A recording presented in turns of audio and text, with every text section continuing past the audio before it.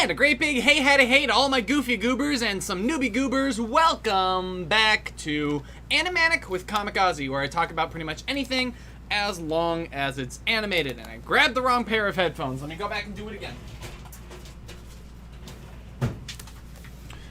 3, 2, 1. And a great big hey had a hey to all my goofy goobers and newbie goobers out there. Welcome back to Animanic with Comic Auzi, where we talk about pretty much any piece of media as long as it's animated. Now, tonight's film is a pretty interesting one on our traversal through the wartime era of Disney animated features, called Fun and Fancy Free. There's a big contrast between Fun and Fancy Free and a few of the previous films of the wartime era that we've already been through, in that it only has 2 animated segments to offer us. And it's also one of very few titles on Disney Plus from this early age to actually feature no content warning, because both of the segments, one of which I am familiar with and the other I am not, don't have any racisms in them. From all that can be perceived of this film, you could call it many different things, but problematic is evidently not one of those things. So the 2 segments in this film are about a runaway circus bear called Bosco the Bear, and the other segment, one that everyone is familiar with, Mickey and the Beanstalk. Has everybody seen this in some version or other? For me, the version that I prefer most is the solo version that I presume was a made-for-TV version where Ludwig von Drake introduces and narrates the story. But in here we have Edgar Bergen and his ventriloquist dummies telling this story. And I'm belchy right now. But now that we got everything sorted out, everybody grab some snacks. Grab your nearest copy of Fun and Fancy Free, which can be found on Disney Plus, and go ahead and get ready to get it started. I'm going to do the countdown, but I have it on home media, and as was probably perceived by myself, is that it opens with the castle logo, so but it does not on Disney Plus. It just opens with RK Radio Pictures, so make sure you just try to line it up. But here I go. I'm going to start this copy in 3, 2, 1 to begin.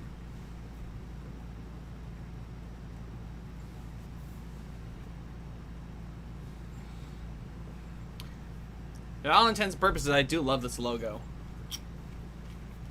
But now here's where you guys begin. RKO Radio Pictures. There's a fucking party up in here.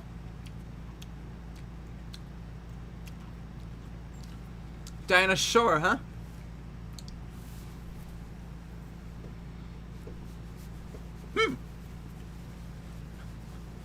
I like this intro. Very jazzy. Charlie McCarthy and Mortimer Snerd get their own credits. That's nice.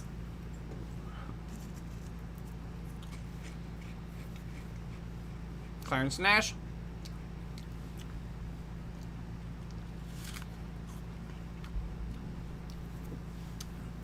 Live action. Iwerks is the process effects.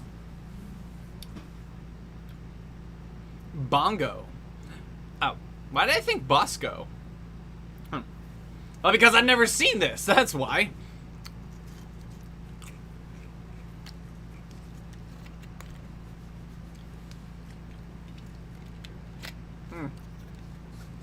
I haven't seen Claude Coates. There he is, my man.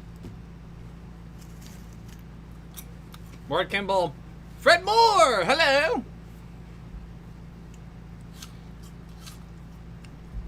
Mark Davis! Oh, love that guy. He invented the Country Bear Jamboree. Jack Kenny, that's a name that I hear a lot as an animator of those Disney cartoons.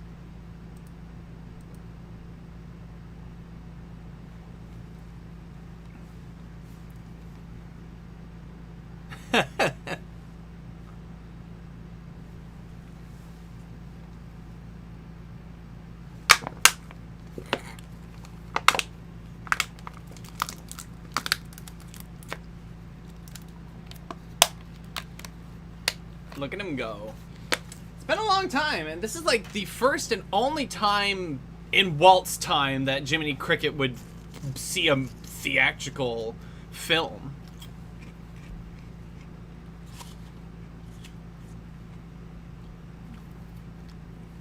You gotta love the way they're doing the animation on him here.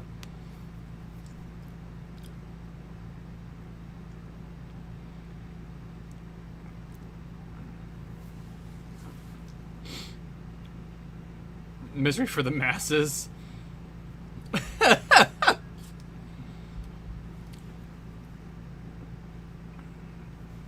Anatomy of melancholy.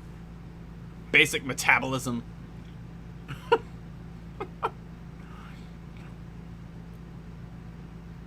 Well then, let's find ourselves a story. Oh, Cleo too? I didn't know you were here.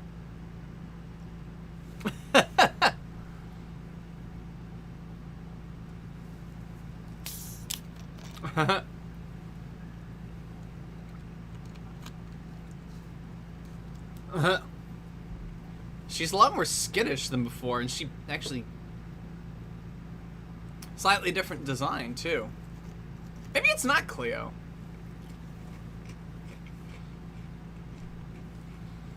Oh wow.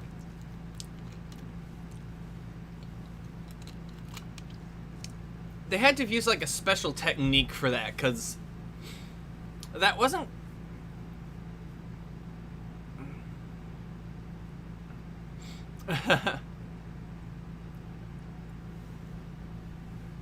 Man. Well, here we have another cat, and that cat is definitely not Figaro. Doesn't even look like him at all.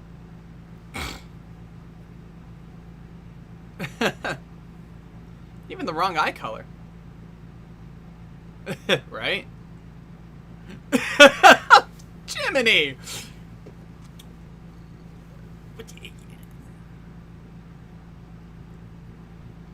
Huh. I didn't realize how much middling nothing was happening before the stories.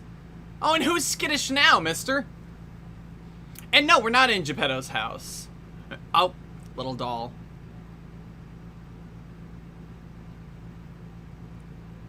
Is he gonna be less horny than last time we saw him? I'm just wondering now.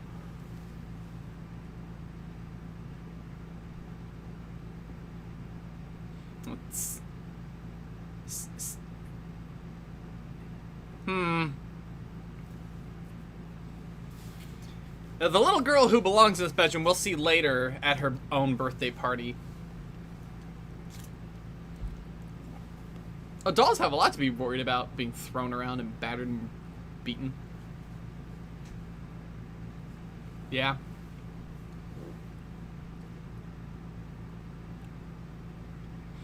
We got a combination lock there?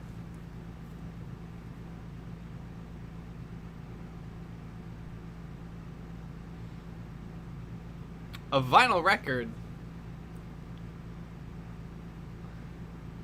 A bongo's like a drum. Oh. Well, that would explain the Dinah Shore credit at front. Okay, they're using some kind of special technique for this vinyl record and the newspaper earlier. And I think it is stop motion to a degree, but part of me thinks that there's something more to it than just that, because it strikes me as more similar to how when huh?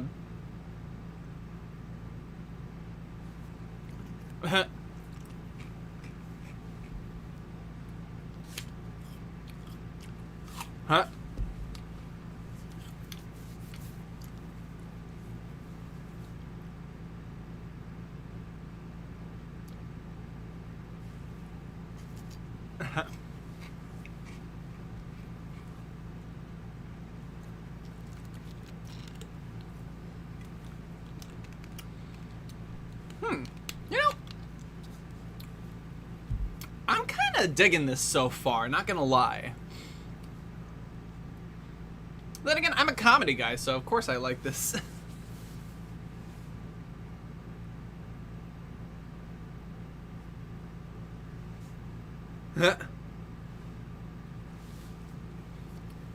Woof. Also, he's a really cute design. That's one thing I always knew, is the design of this character.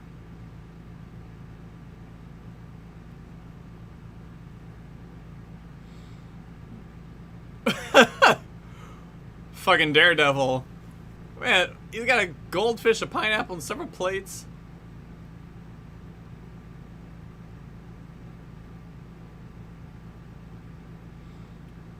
Woof. Without breaking a sweat or any bones.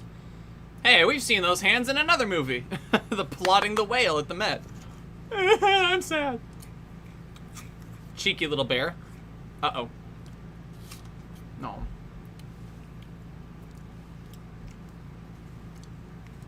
Hey, poor Bongo. Yeah.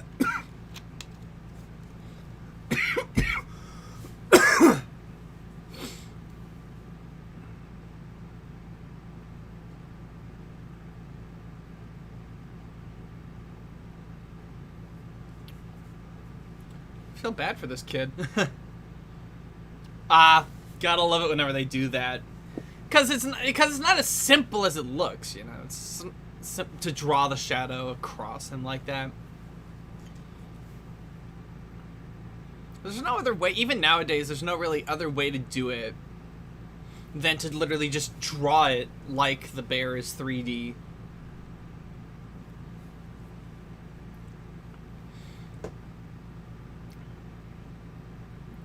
Aw.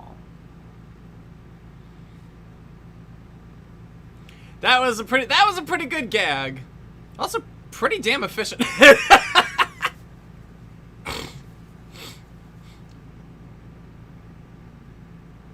Well, he literally got the poor boy on a leash. You think you'd ever find it dull?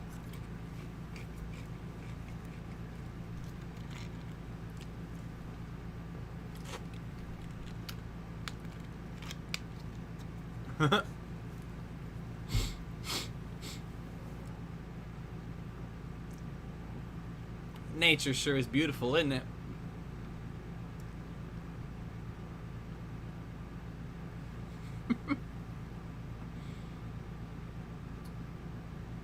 Oh. They're just teasing now. You're not gonna get through that way.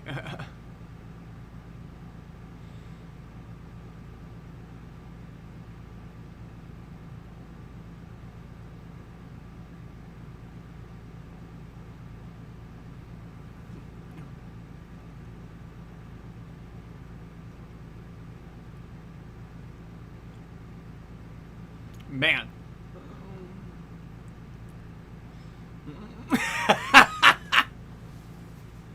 Uh-oh. You got the door off. There he goes. Woo! That was a steep drop.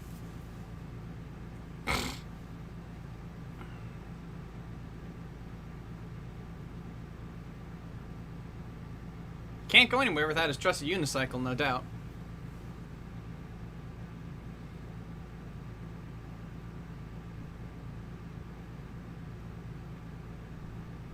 No, right? Nope.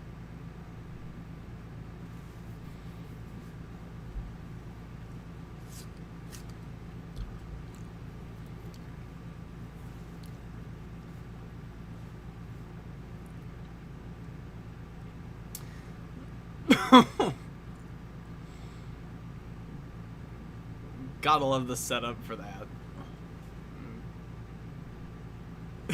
There's a little butt in the air.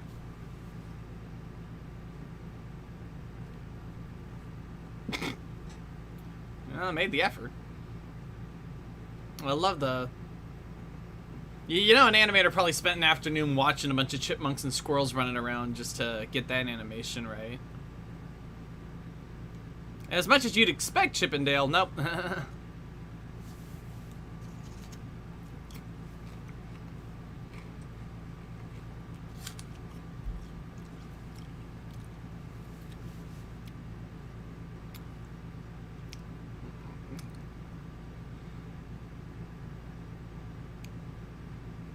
There's gonna be one of those bits where everybody just makes fun of him for being a housebroken bear. I can see where our open season got its plot from.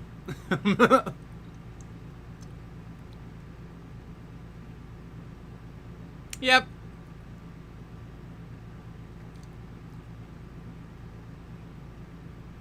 Oh, you're almost there. Yeah. Well, he tried.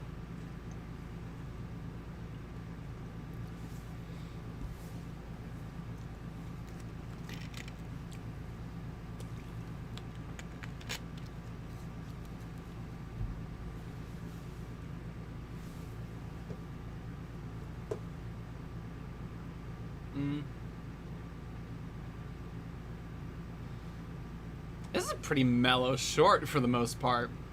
Some good comical animation, but for the most part, kind of middle of the road, really.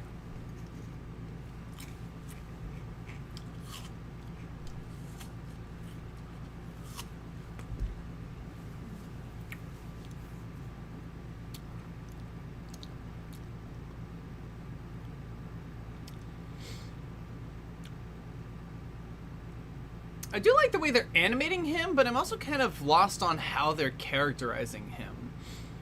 Right? Because his smile looks genuine here, but it also looked genuine when he was performing at the circus, right? I was like, sure, anyone can put on a smile, but it's like, it's one of those things where it's like,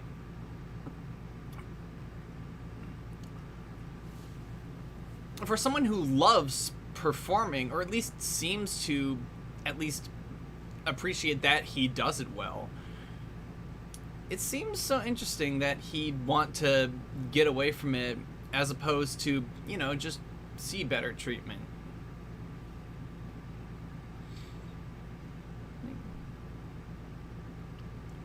I'm not gonna deny him his dreams, it's just seems a little oddly put together.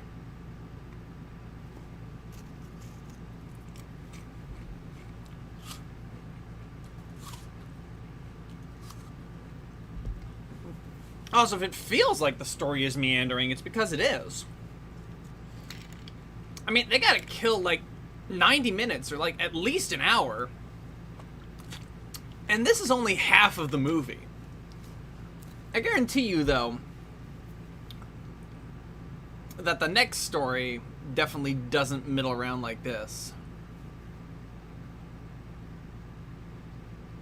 I feel like in terms of sitting around here in the countryside and doing a bunch of gags, they could be doing a lot more.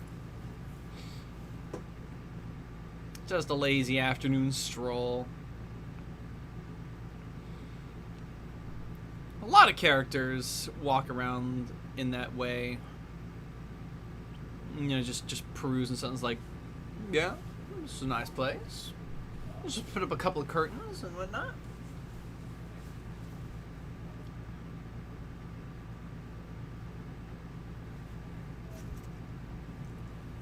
Oof.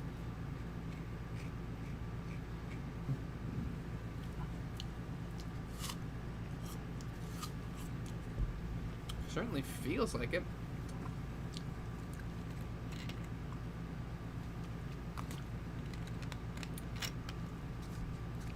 A sleepy little bear. Oh, God!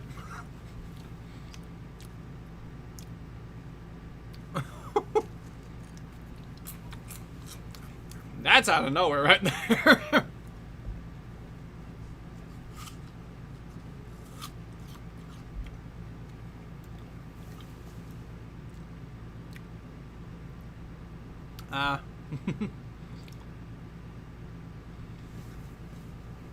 And down. I feel that. The scratching of the nose. Always an itch whenever it's most inconvenient. What is squeaking? Well, it's definitely perking up his ears.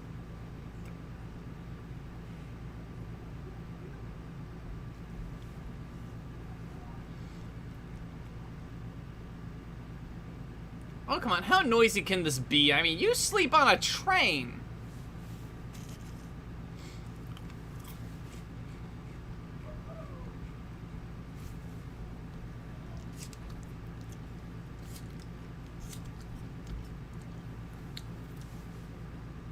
Are these the bed bugs everybody's all worried about? Oh.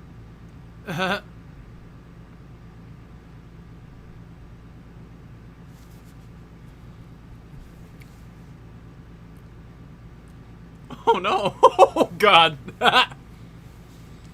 love the frame where he just smacks on the ground there. Hey, you're from that one Mickey Mouse cartoon. What was it called again? The Gay 90s. Yeah, that was it. No.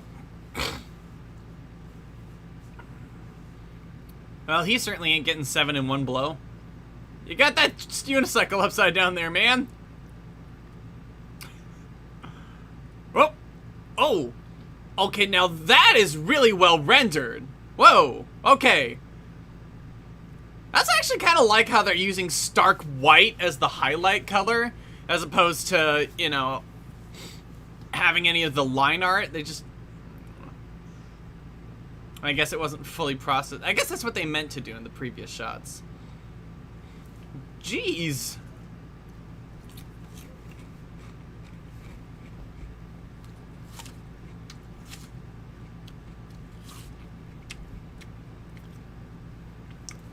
I think it started just because he was kept awake by some bugs.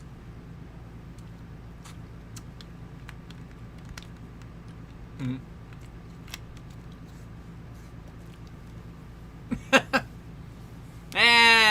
Get it. Oh, Bongo, no!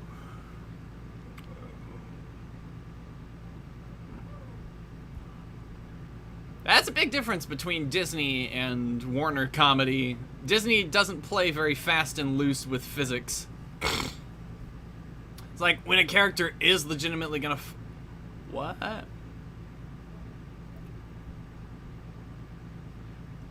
Well, you know, that's fair. You know, that...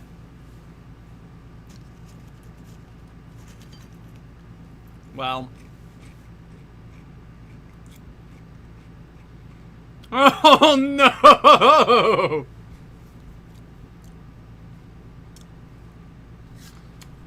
They're very funny for different reasons.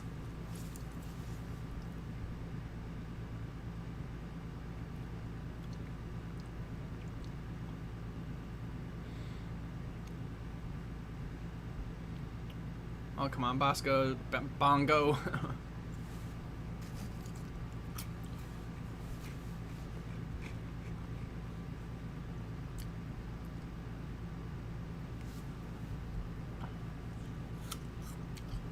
Oh, it's not cold enough for that.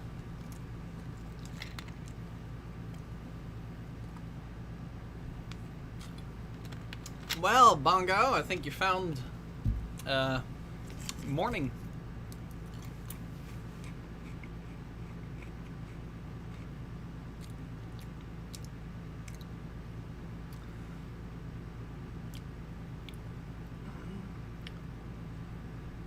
I don't want Bosco to regret being thrown around by those humans. At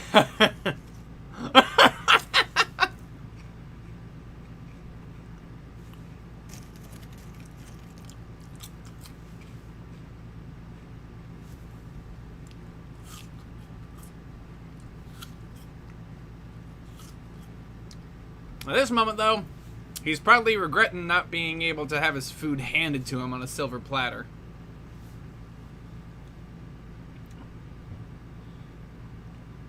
Hungry and horny is a bad combination. Just gonna throw that one out there.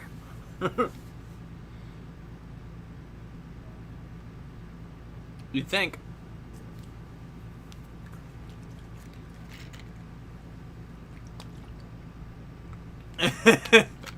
I'm either hungry or I'm horny.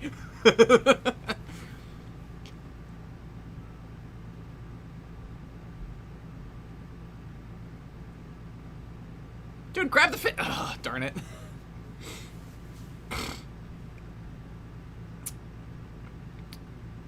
I think that's kind of the only area wherein Disney plays with physics by having fun with real world, like, nature and making it urban, like turning a waterfall into a curtain.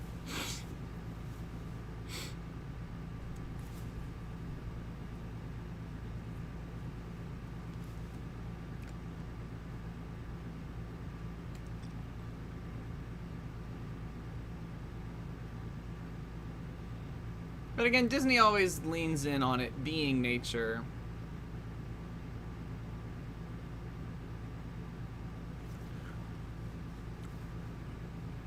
Oh. That is very well done. Ooh. Let's just be dizzy. Hey, those guys look like those, teddy bear shaped graham crackers. Literally looking at her through rose tinted glasses.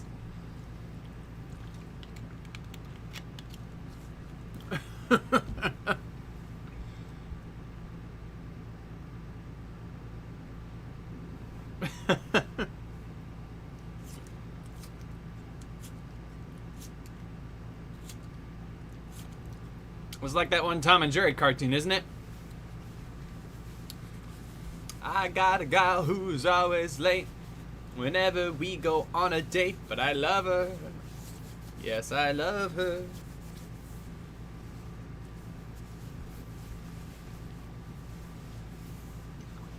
Oh.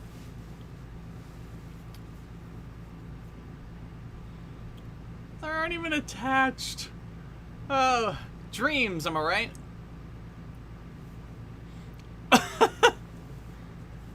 Such a gentleman.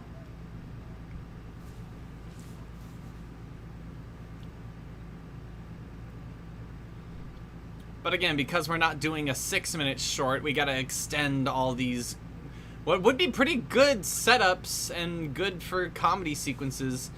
We gotta make it last so long because we're doing a full movie. Okay, that's adorable. Put that on a Hallmark card. That's adorable.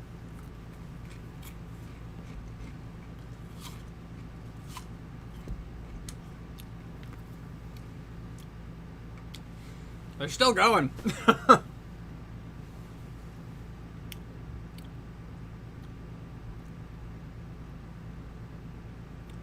And to think Disney was struggling to find a way to turn bears into a log flume ride, they literally had Bongo the Bear. Bongo the Bear's lovesick log ride.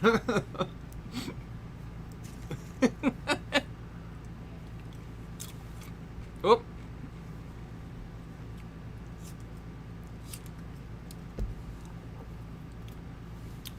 I think if they did that in Florida, the Brer Rabbit animatronic that's hopping along would actually be Bongo on his unicycle. I'm making references that only theme park nerds would get now.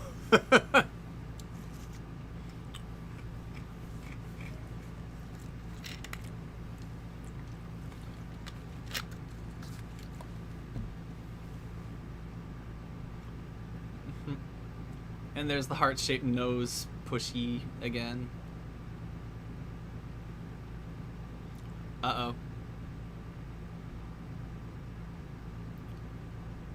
Okay, from what I know of Country Bear Jamboree, I think Mark Davis was at least responsible for half of these bears.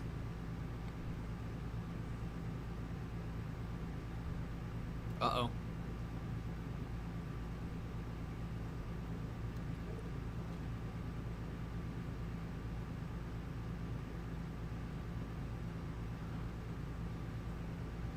Okay. Lockjaw, huh?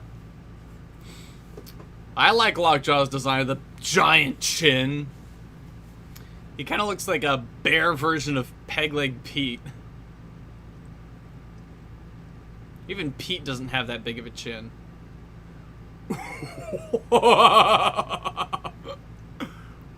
Blink, blink. What is always with the gulping when it comes up and then goes back down? Is he about to vomit. Sweet. The Wonder Bear? Well, you could have opened with that. Uh-oh.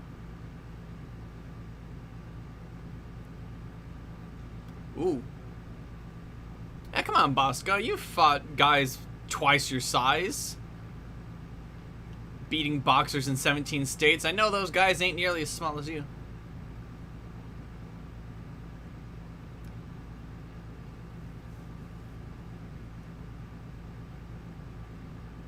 The X's.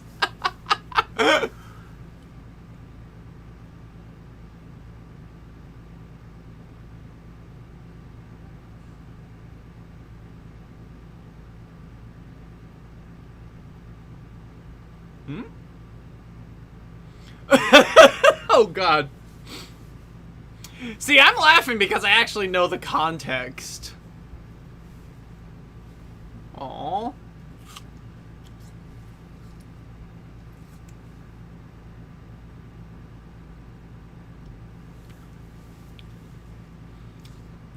Ooh.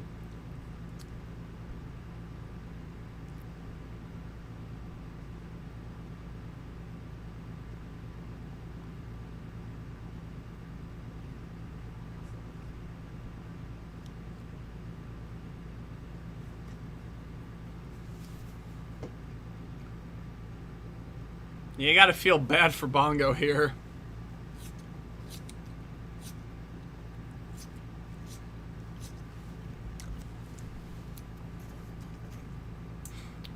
Poor sap grew up in a fucking human's world. Over slapping people is absolutely not fun.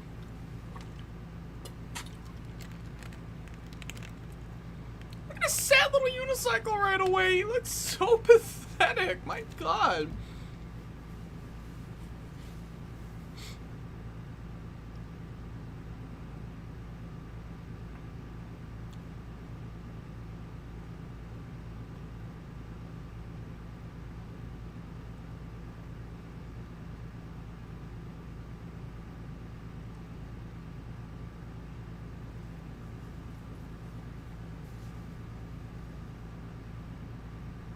Oh, good Lord.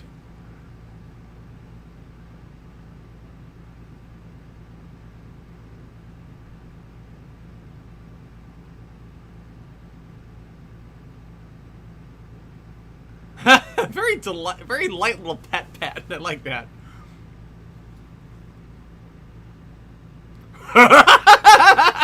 Off she goes.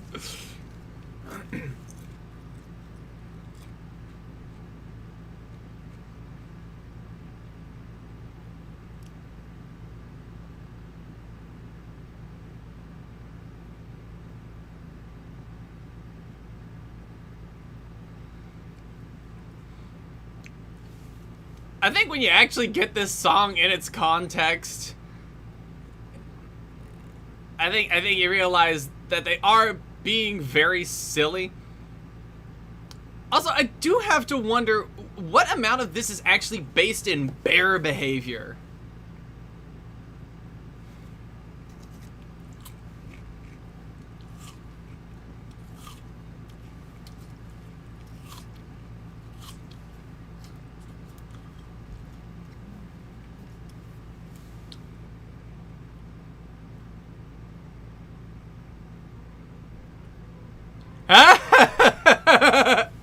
He's figured it out.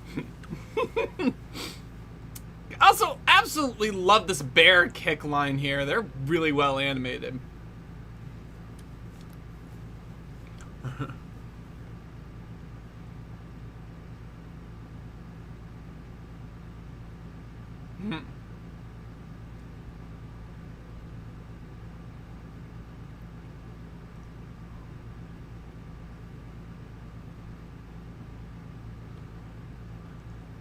Get her, man! I can't believe I'm saying this. Go, slap her! Oof! Oh, lockjaw. Oh, boy. Oh no. Of course they would have the long rock. Only the tip of the iceberg, huh?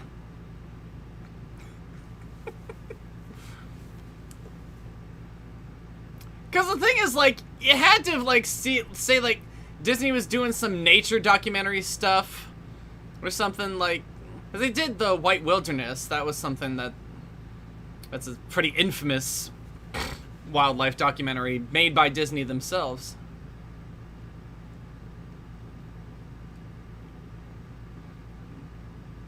See, I knew he could take him. I mean, when you lead with Bongo, why do I keep wanting to call him Bosco?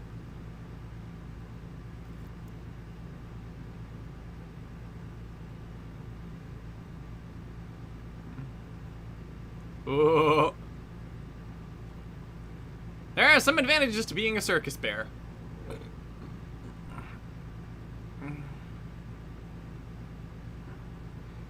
Oh. Well, that can't have felt good. Jeez. This guy is out for blood.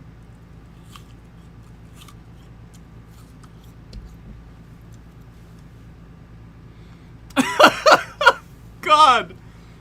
I actually really love this. It's a that's great. That's great. The leading is a bit slow, but damn, once it kicks off, it actually kicks off. My God, this is insane.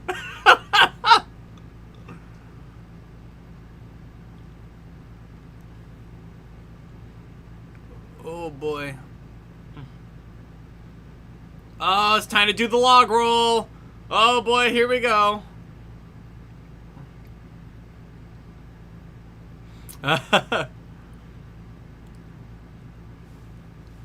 Oh boy, here we go.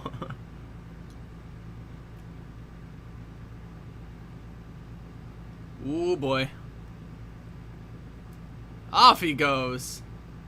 Oh, come on.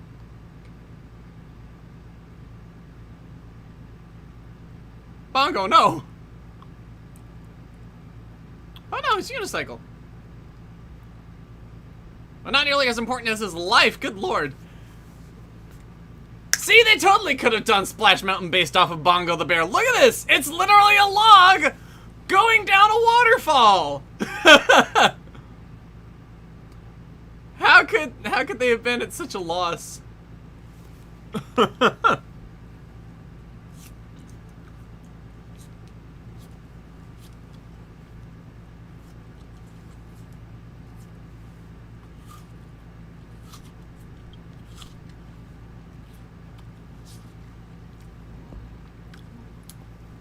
You could call it Bongo the Wonder Bear's Wild Wilderness Adventure. And and in the queue for the ride, you see all of his posters from the circus. Get it, buddy. But anyway.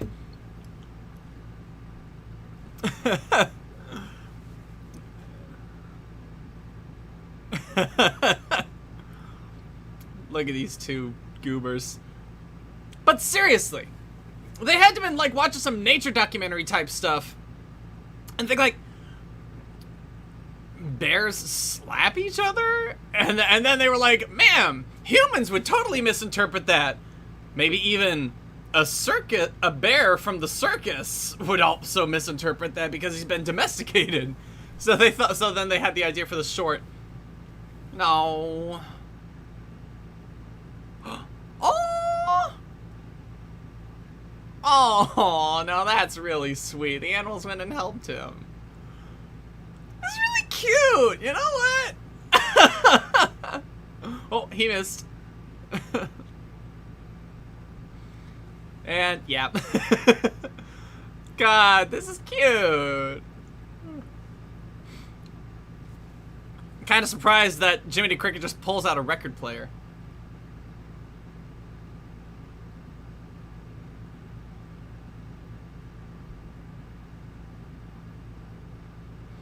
Is the doll smiling now? Yeah. Careful, honey. We just learned about how a bear likes to say I love you. You might want to stand back.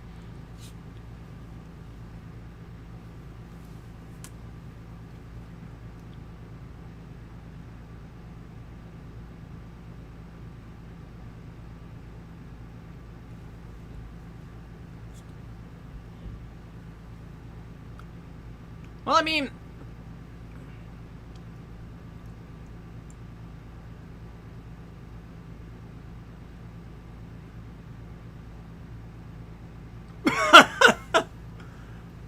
That's funny. That's funny because Edgar Bergen is a big fucking deal.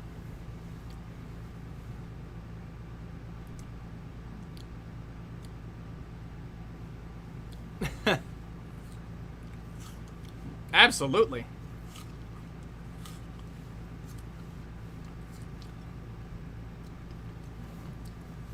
Whoa. They really nested the live action in that painted background really fucking well. Like, that's really well integrated right there.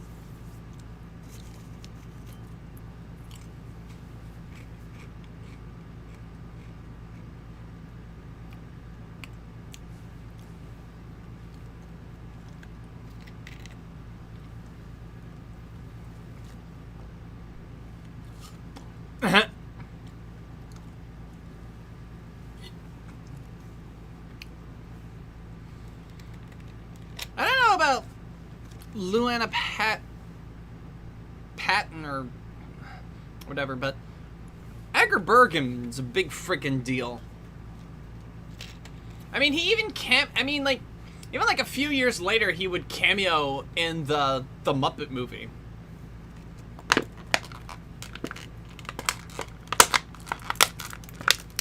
And otherwise, you probably remember her cameo on the Muppet Show itself.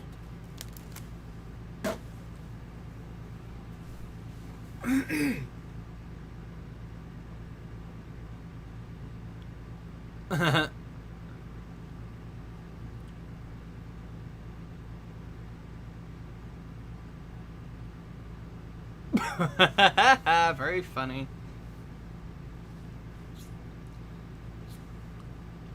I wonder if Walt Disney was really happy to get to work with Edgar Bergen.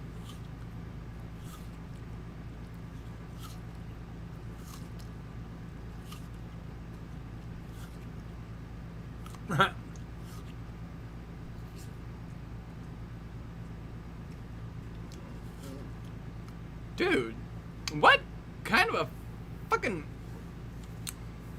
Oh, we're getting up to the Jack and the Beanstalk story.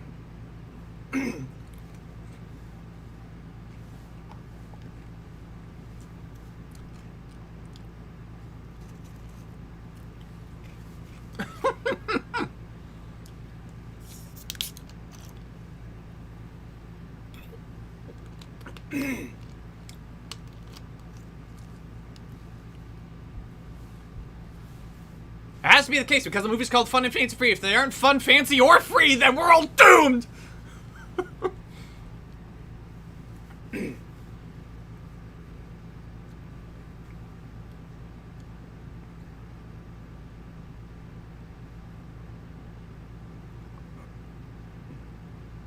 Very, very silly.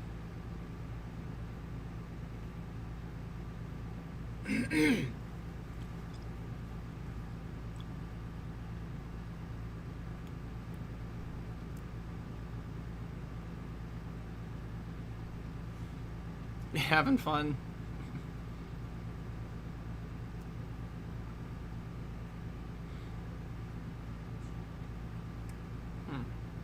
I mean, this is technically animation, so I can talk about how I love the way his hat is a little loose on his head, but still attached.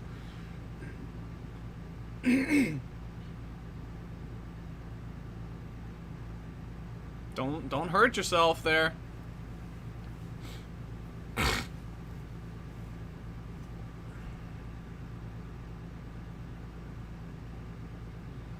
Oh, I'm sure you'll get it.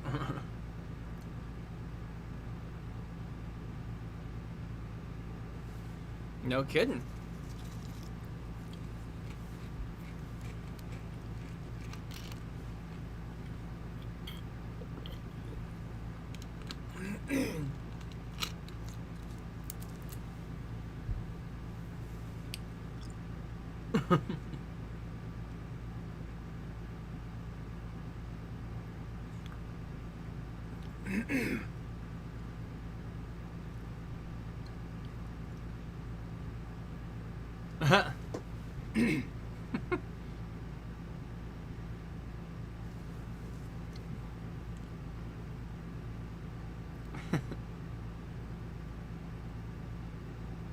Yes, and Bob Ross would never forget the happy little red barn.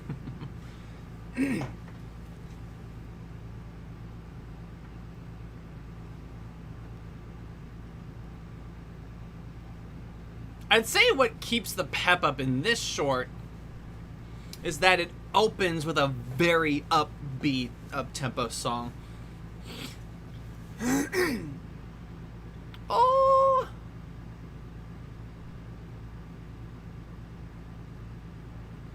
We got all the barnyard animals.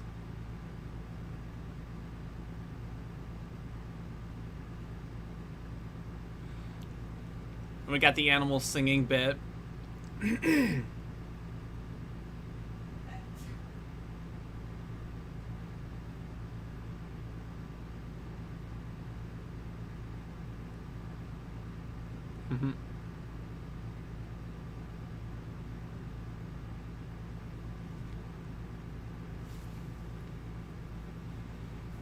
They're pulling from Dumbo's playbook there for a minute.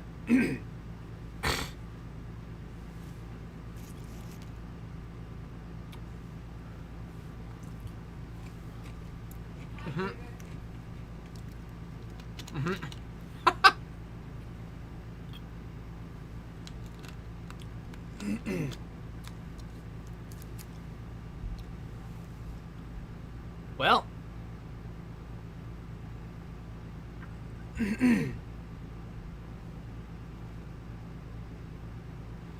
Who lives in this castle? Who was guarding the very important magic harp that keeps everyone's lives merry and gay? What the hell's going on here?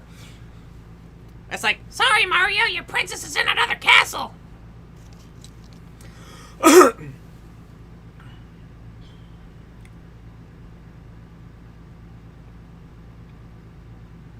Oof.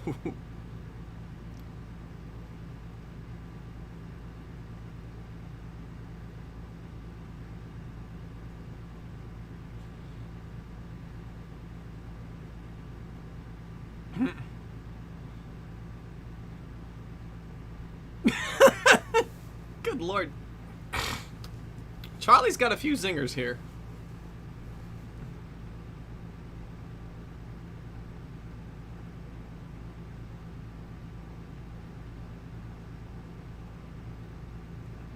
Yeesh.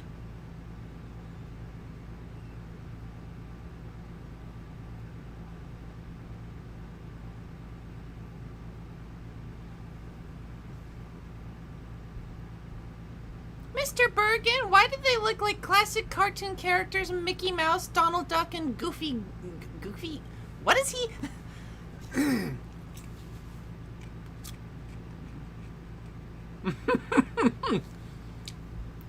It's just pathetic. Yeah, I mean, like, I mean, you're gonna tell me that it all looks like this?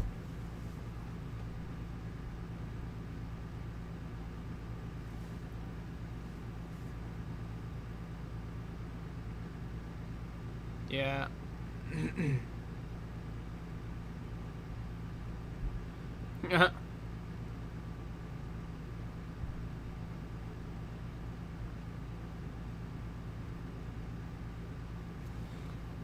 I really do love this better when it's Von Drake narrating.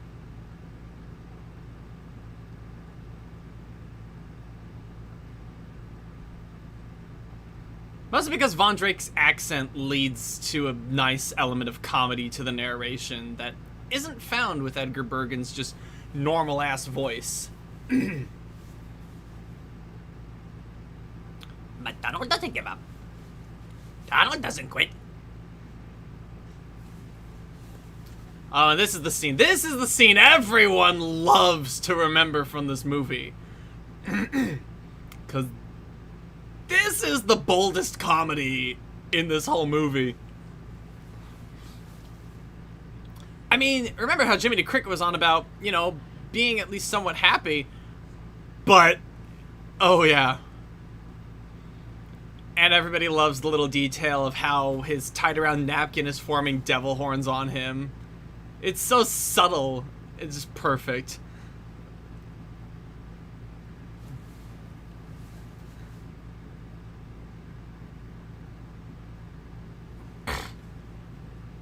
Yep.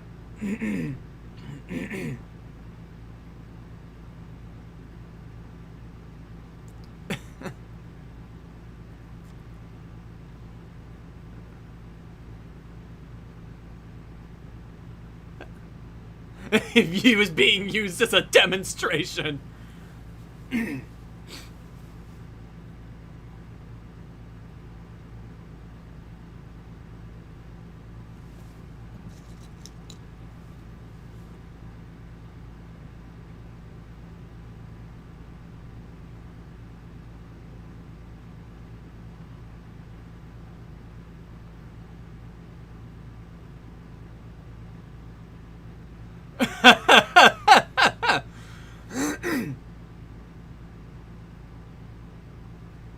How good of a ventriloquist is Edgar Bergen when I can constantly see his jaw flapping up and down? I mean, I get ventriloquism is hard, but geez. You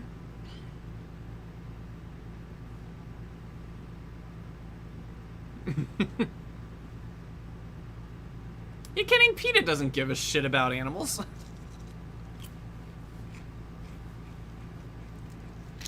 The only thing that PETA gives a shit about is appearance.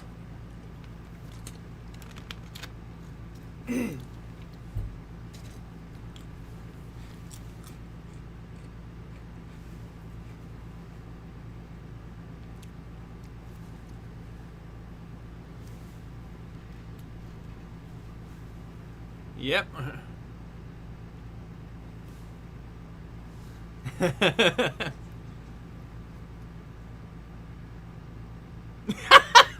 Just pop him right in the face.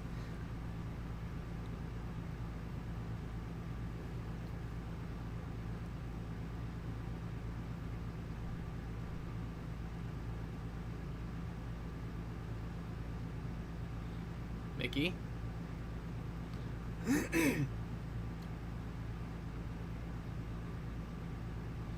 Donald is not having it right now.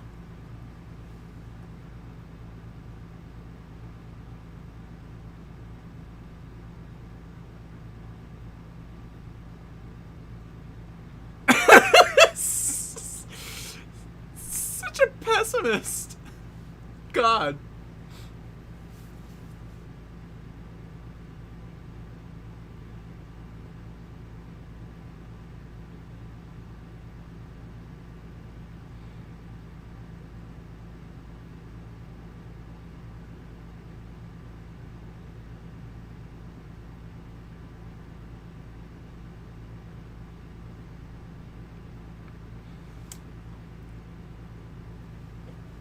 Eddie.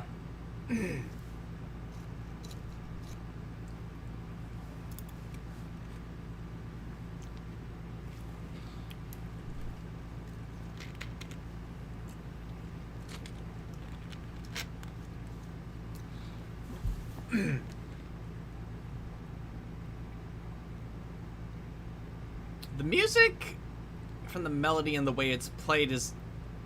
You're getting Snake Charmer vibes. So I guess they're a bean charmer, I suppose.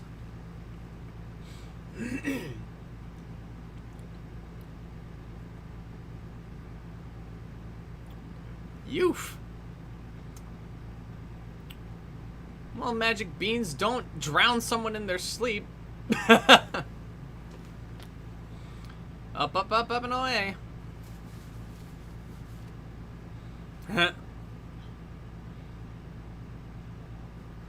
Well, those poor saps had to go to bed hungry because Donald threw away their beans. Oh. Now we just got a band.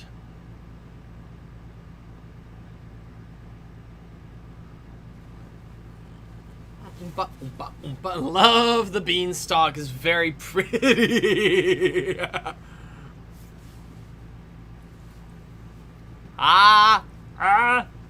You're so funny. Uh-oh.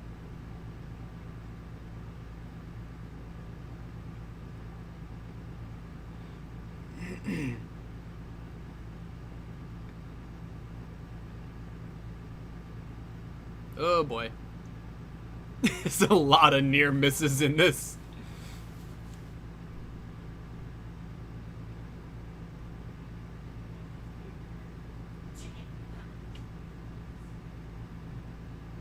Oof.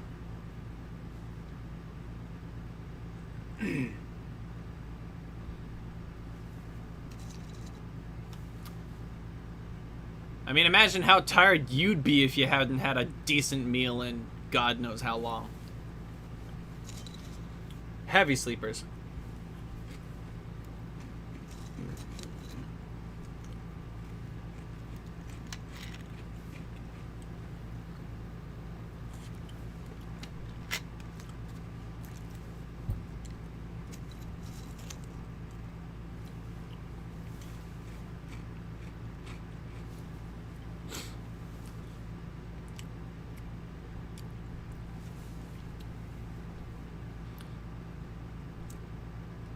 Nope.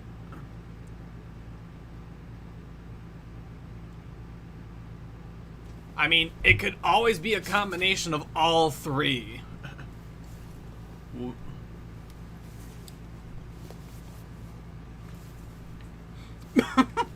Funny they should mention Cinderella. Disney hadn't adapted it yet.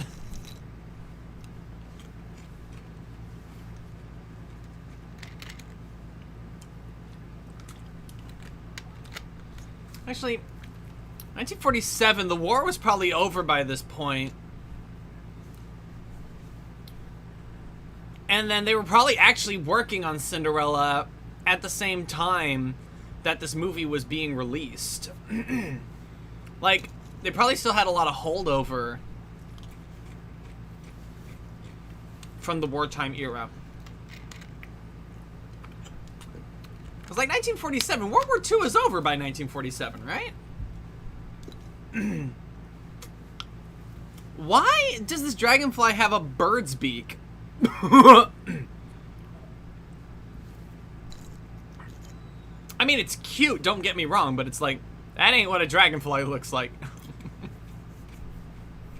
Goofy!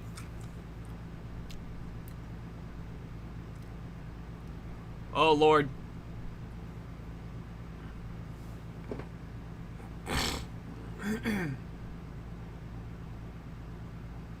Huh?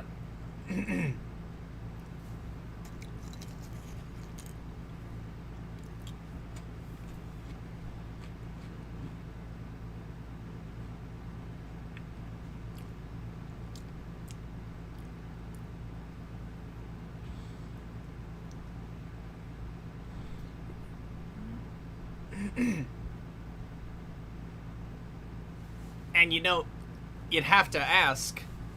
I'm sorry, do you think anyone's gonna be able to hear?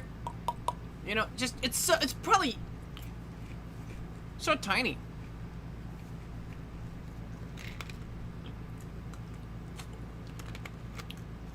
Well.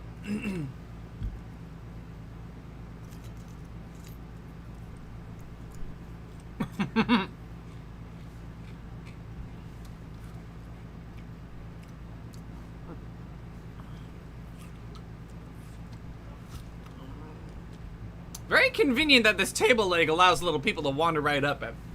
But, you know, spiral leg is probably very fun.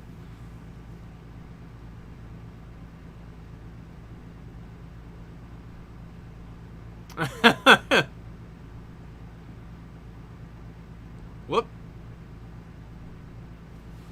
Oh boy. You're not stuck to it, are you? Nope. It's just very wobbly. I'm getting...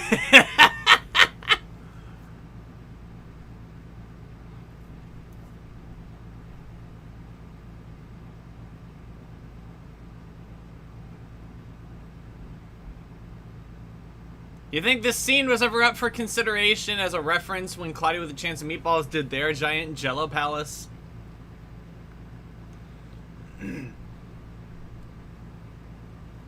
What is it with Disney characters not being able to grab their own hat?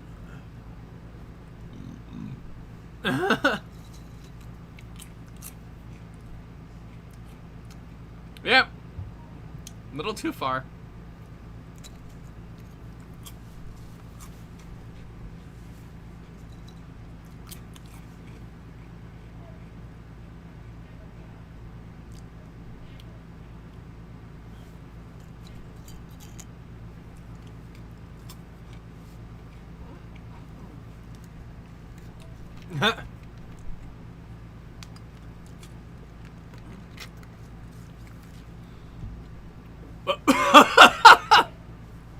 Jiminy!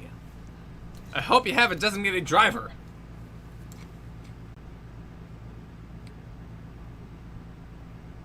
Oh, Charlie.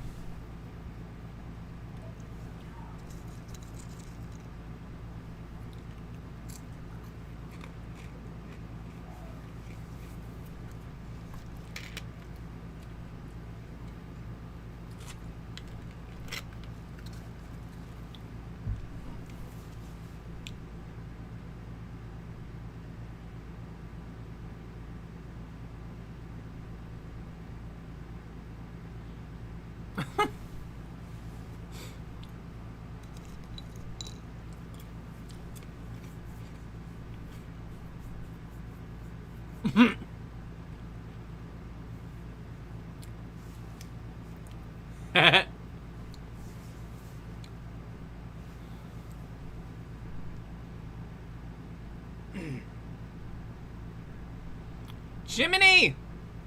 You little interloper.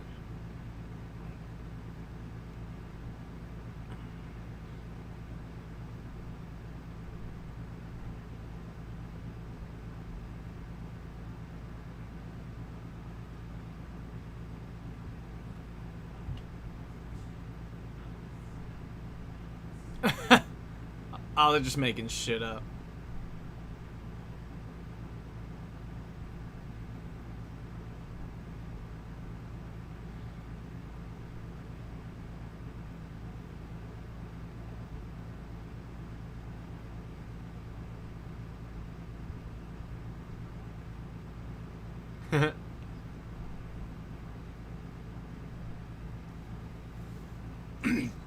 Gotta love the gruff in his voice.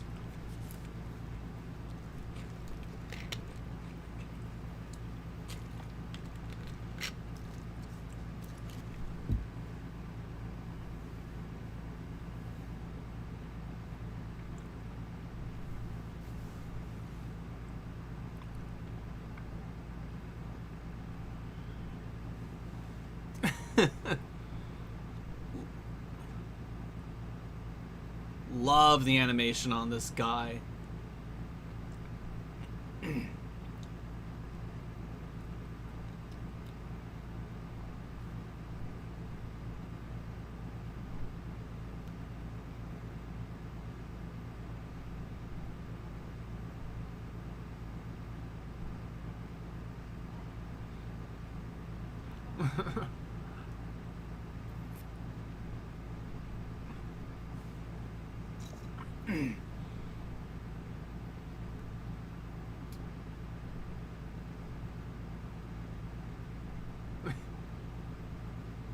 Oof. Little too close for comfort there.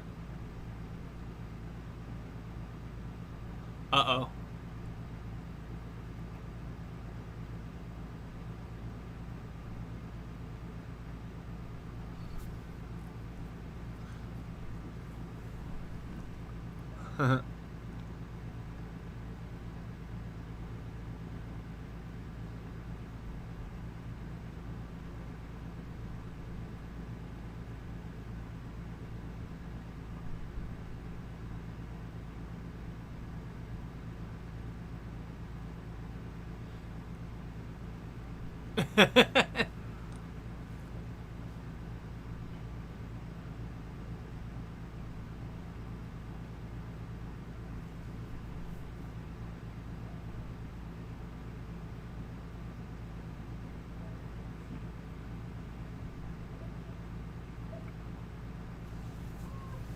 He's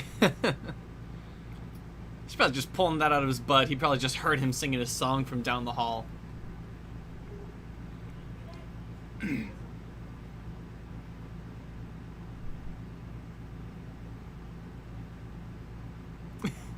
Mickey's out for murder now.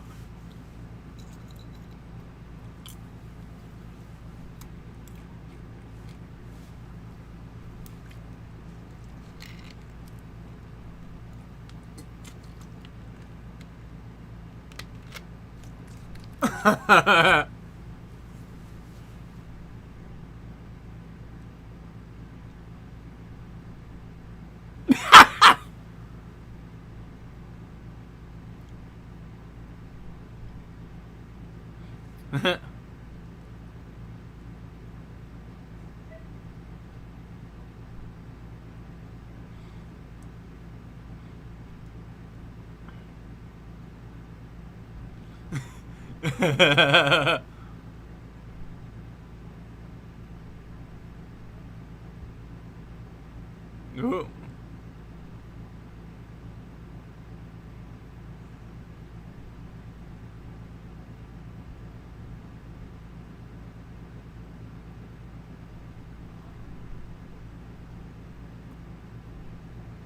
Whoa.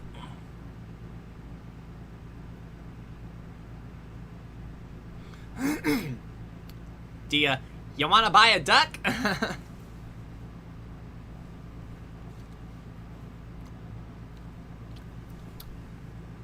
Honestly, he ain't dumb. Willie is pretty clever. It's like he was really thinking through the implications of turning into a fly, and then yeah, he just didn't.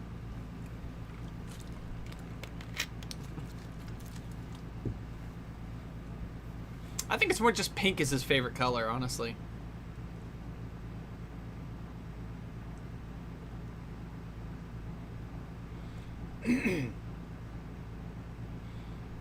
Love it. When you draw him so large, you're able to draw all these creases on his hand, and it's one of my favorite details is seeing like close-ups of a character, or just like it just conveys how massive he is. Kind of a big influence for how King Dice looked in Cuphead, with his giant hands just waiting to attack you, you know. Except Willie has 5 fingers, which is a nice little detail.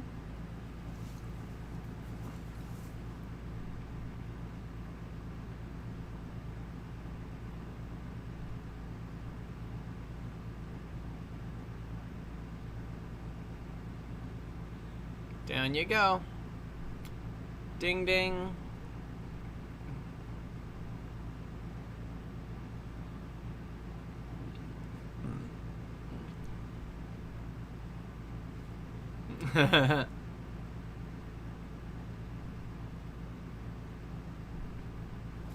Must have been a very itchy head there. Oof. Slick.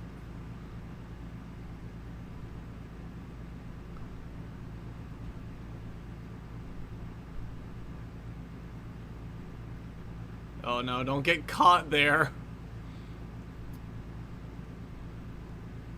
He has a snuff box. God. Uh-oh.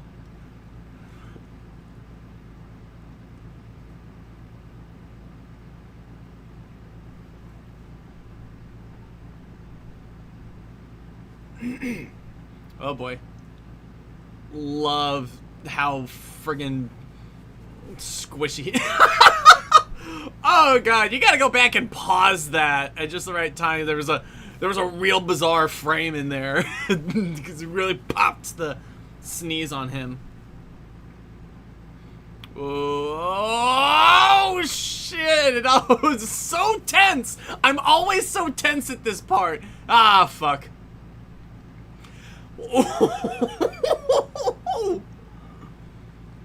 So friggin' slick. Ah. See, this is the appeal of Mickey Mouse. Everyone thinks like, oh, he's such a nice guy. It's like, No, Mickey being, like, clever and heroic and also a little mischievous as well. Those are all the fun qualities of Mickey.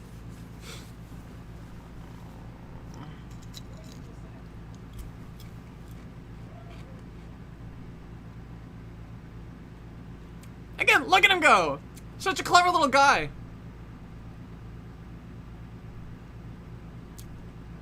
Oh boy. And give him some credit. Oh. Ooh. Getting out by the skin of his little mouse teeth. You're the freaking Kool-Aid man? How did you break that wall? Again, look at his sense of scale. Having him lean so far forward, it's just really well drawn in general. I knew he tripped him up at some point. Yeah, because that is a really good shot right there. Uh-oh.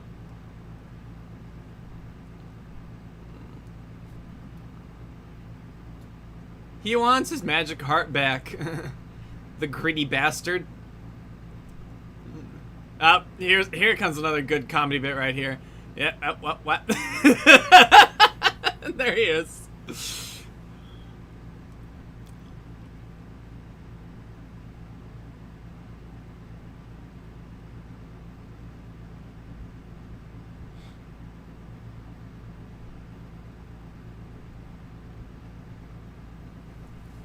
He's dead.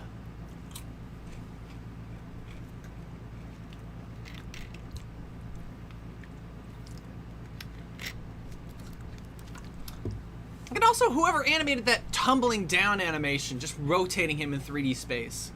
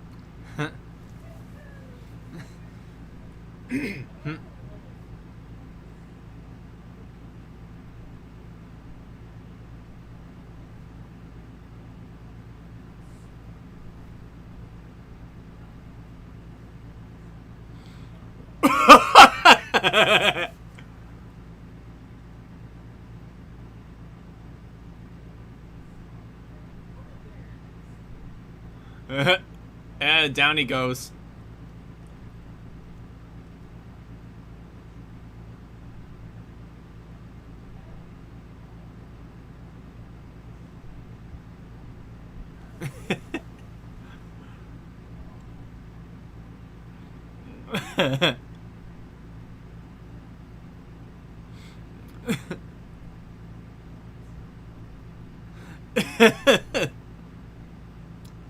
Very gentle. Off he goes.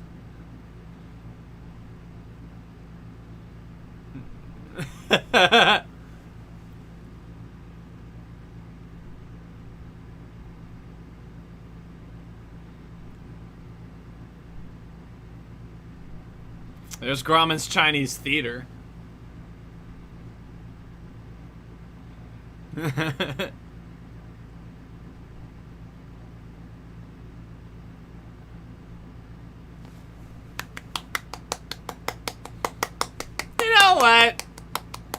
know what? I liked that very much. What a delightful picture. The animation's great as always, and even like when I was talking about Dumbo and like, or even more so, Saludos Amigos and the Three Caballeros, it felt like, oh, we're just doing cartoon animation. But this one the character animation feels really solid. And for that to be, for a simple little cartoon about a bear falling in love and a Mickey Mouse cartoon, like, we haven't seen animation like that for Mickey Mouse since, like, The Sorcerer's Apprentice. And even this is more in line with the more cartoony side of Mickey Mouse. And it's so much fun, you know? I love it.